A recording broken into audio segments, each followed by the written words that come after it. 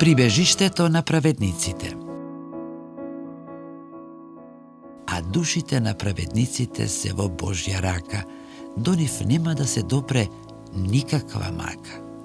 Книга Мудрост Соломонова, 3 глава, 1 стих.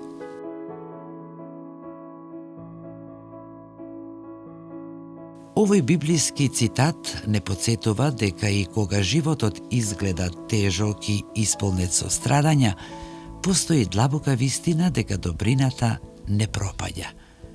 Она што е чисто и праведно не е оставено само на себе и е сочувано од секаква неволја.